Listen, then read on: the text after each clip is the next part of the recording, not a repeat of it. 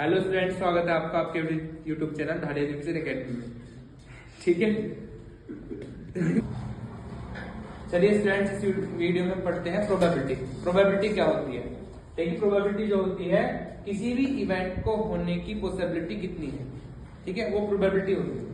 जैसे कि हम बात करें, एक कॉइन मैंने टॉस करेंगे, हेड भी आ सकता है, टेल भी आ सकता है, तो क्या पॉसिबिलिटी है हेड आने की एंड क्या पॉसिबिलिटीज है टेल आने की, तो प्रोबेबिलिटी होती है। प्रोबेबिलिटी क्या होती है? Possibility to an event, possibility to happens an event, किसी भी इवेंट को होने की कितनी पॉसिबिलिटी है, वही हमारी प्रोबेबिलिटी होती है। ओके, प्रोबेबिलिटी का सिंबल हमारा पीई होता है। क्या होता है? पीई से लिखते हैं प्रोबेबिलिटी। पी मतलब probability, E for event, event मतलब कोई भी इवेंट हो। जैसे कि मैंने कॉइन का एग्जांपल लेते हैं, यदि हम कॉइन को टॉस करते हैं तो एक इवेंट होती है। ओके, ये एक्सपेरिमेंट भी बोल सकते हैं इसको। प्रोबेबिलिटी का फॉर्मूला क्या होता है? प्रोबेबिलिटी का फॉर्मूला होता है PE equals to favourable outcome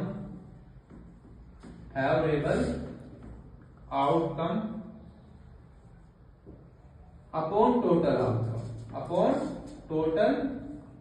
outcome.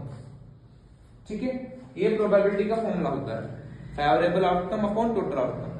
एक next note point and most important point है प्रोबेबिलिटी के लिए, हमेशा याद रखना जो प्रोबेबिलिटी होती है पीई, वो या तो 1 के इक्वल होगी या 1 से छोटी होगी। ठीक है, और 0 के या तो इक्वल होगी या 0 से ग्रेटर होगी। ये नोट पॉइंट है। ठीक है, प्रोबेबिलिटी या तो 1 के इक्वल होगी या 1 से लेस होगी, 0 के इक्वल होगी या 0 से ग्रेटर होगी। इसी में सेकंड नोट पॉइंट होगा आपका, जीरो प्रोबेबिलिटी किसकी होती है? यदि हमारी प्रोबेबिलिटी 0 है तो उसे हम क्या कहते हैं? Sure event. क्या कहते हैं? श्योर इवेंट कहते हैं। यदि किसी चीज की प्रोबेबिलिटी 0 है तो उसको कहेंगे sure impossible event.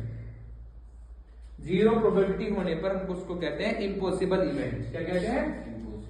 Impossible event. कैसे इम्पॉसिबल इवेंट? जैसे कि हम एक एग्जांपल ले लेते हैं। यहां पर एक बॉक्स है, ठीक है, एक बॉक्स में हमने बहुत सारे रेड बॉल भर दिए हैं। उस बॉक्स में बहुत सारी रेड बॉल है। यदि हम आपसे पूछें कि इस बैग में से आपको ब्लू बॉल निकालने की प्रोबेबिलिटी बताइए, तो ब्लू बॉल तो है नहीं इसमें, तो ब्लू बॉल तो आ ही नहीं सकती किसी भी बात पर, तो उस केस में प्रोबेबिलिटी क्या होगी इसकी? Impossible event. ठीक है, जैसे कि फिर से एक बार समझते हैं इस चीज को। यदि हमने एक बॉक्स में रेड बॉल भरी हुई है बहुत सारी, और उसमें से मैं एक प्रोबेबिलिटी आपसे पूछूं कि एक बॉल निकालिए, तो ब्लू बॉल आने की क्या प्रोबेबिलिटी होगी? जब इस बॉक्स में ब्लू बॉल है ही नहीं तो ब्लू बॉल तो आ ही नहीं सकती, तो उस केस में क्या प्रोबेबिलिटी होगी इसकी? 0। तो ऐसी इवेंट को कहते हैं इम्पॉसिबल इवेंट। एक और जनरल एग्जांपल ले लेते हैं, तो P ऑफ ब्लू बॉल क्या होगी इसमें? 0 होगी। ठीक है, सेकंड एग्जांपल ले लेते हैं, से हम बात कर लेते हैं, कल सूरज पश्चिम से निकलेगा।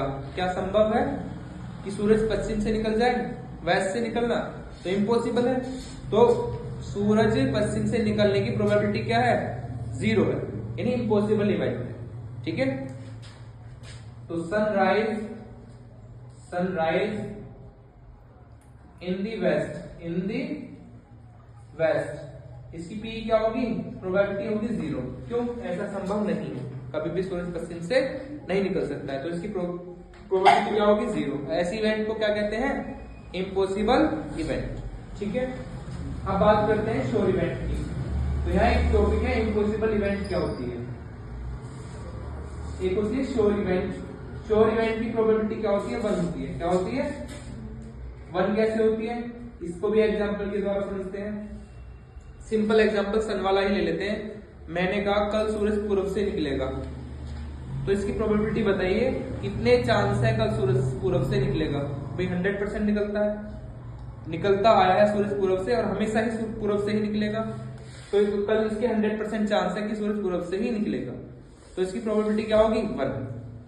ये श्योर है, हम जानते हैं कि कल सूरज पूर्व से ही निकलेगा, तो श्योर है ना ये चीज, तो श्योर इवेंट होती है, उसकी श्योर इवेंट की प्रोबेबिलिटी क्या होती है, 1 होती है। ठीक है, तो सनराइज इन दी ईस्ट, तो इसकी प्रोबेबिलिटी क्या होगी, 1। तो जिस इवेंट की प्रोबेबिलिटी 1 होती है उसे श्योर इवेंट कहते हैं।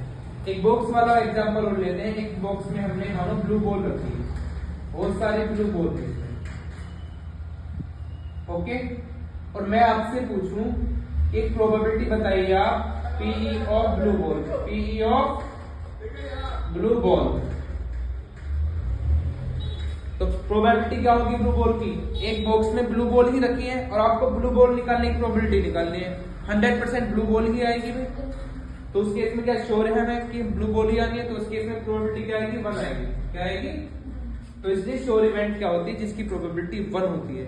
जिस इवेंट का हमें पता हो 100% वो होना है तो होगा ही, तो श्योर इवेंट। ओके, नेक्स्ट इसमें है आपका complement of event, complement of event. Complement of event को पीई बार से लिखते हैं, किससे लिखते हैं, पीई बार लिखा आएगा, ओके, पीई बार। तो इसका सिंबल ये भी हो सकता है पीई नोट, क्या हो सकता है, इसको भी कॉम्प्लीमेंट बोलते हैं, यानी ना होने की probability. Complement of event means नहीं होने की प्रोबेबिलिटी। ठीक है, जैसे कि एक एग्जांपल ले लेते हैं।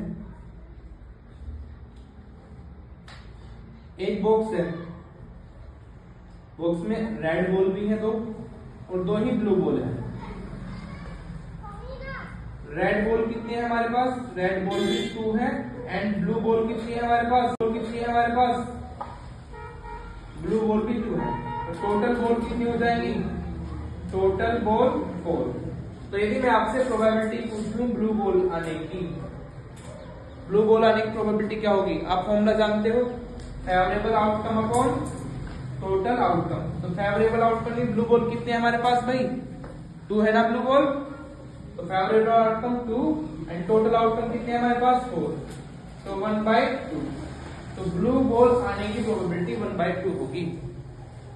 और मैं आपसे यदि पूछूं पीई नोट बताइए, P E not of blue ball, यानी ब्लू बॉल नहीं आने की प्रोबेबिलिटी बताइए, तो आप कैसे बताओगे, तो उसको 1 में से माइनस कर देते हैं। कैसे माइनस कर देते हैं, 1 माइनस पीई, पीई मतलब पीई नोट, ओके, तो 1 में से माइनस हो जाती है, तो ये होती है हमारी कॉम्प्लीमेंट ऑफ इवेंट, यानी पीई नोट होता है।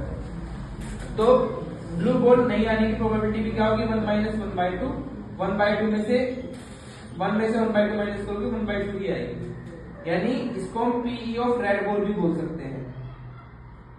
ठीक है, तो यहां से एक फॉर्मूला भी होता है आपके लिए, तो पीई प्लस पीई नोट या पीई बार 1 के बराबर होता है। किसके बराबर होता है, पीई नोट या पीई बार किसके बराबर होता है बेटा, 1 के बराबर होता है। ठीक है ना, चलिए स्टूडेंट्स आगे नेक्स्ट टॉपिक देखते हैं कॉइन के बारे में। यदि हम कॉइन को टॉस करते हैं तो कैसे सैंपल स्पेस से आउटकम निकालते हैं। यदि हम एक कॉइन को 1 बार टॉस करते हैं तो आप सभी जानते हैं तो हेड आ सकता है या टेल आ सकता है, यानी टोटल आउटकम हमारे पास 2 आएंगे। तो आपको आउटकम निकालते कैसे हम ये भी सिखाएंगे। जैसे कि एक कॉइन में 2 ही सैंपल्स हो सकते हैं, जितनी बार हम टॉस करते हैं 2 की वही पावर रखनी है। जैसे हमने कॉइन को एक बार टॉस किया तो 2 की पावर 1, तो 1 ही हमें 2 1 2 ही आउटकम्स आएंगे। सेकंड, यदि हम एक कॉइन को 2 टाइम्स टॉस करें तो एक कॉइन में 2 ही सैंपल स्पेस होते हैं, 2 ही आउटकम होते हैं, तो 2 की पावर 2 रखेंगे। 2 की पावर 2 मतलब टोटल 4 आउटकम आ सकते हैं। यदि एक कॉइन को हम 3 टाइम टॉस करेंगे, एक कॉइन को यदि हम एक कॉइन को 2 टाइम टॉस करते हैं तो 2 टाइम टॉस क्या है, 2 की पावर में 2 रखनी है, टोटल 4 आउटकम बनेंगे। ठीक है, यदि हम एक कॉइन को 3 टाइम टॉस करेंगे तो 2 की पावर में 3 रखनी है, यानी हमारे 8 सैंपल स्पेस बन सकते हैं, यानी सैंपल स्पेस हमारे ये होंगे, टोटल 8 आउटकम्स ये होंगे। नेक्स्ट हम डाइस की बात करते हैं, भाई एक डाइस में 6 आउटकम्स आ सकते हैं हमारे, तो हमें इस बार 6 की पावर लेना है। यदि 1 टाइम टॉस किया तो 6 की पावर 1 तो 6 आउटकम। यदि हम एक डाइस को 2 टाइम टॉस करेंगे तो 6 की पावर क्या रखेंगे 2, तो टोटल 36 आउटकम हो सकते हैं, 36 आउटकम ही हो सकते हैं। यदि हम एक डाइस को 3 टाइम टॉस करें यानी 6 की पावर 3 रखनी है तो उसमें 216 आउटकम्स आएंगे हमारे। ओके, अब नेक्स्ट करते हैं कार्ड्स के बारे में। ये कितना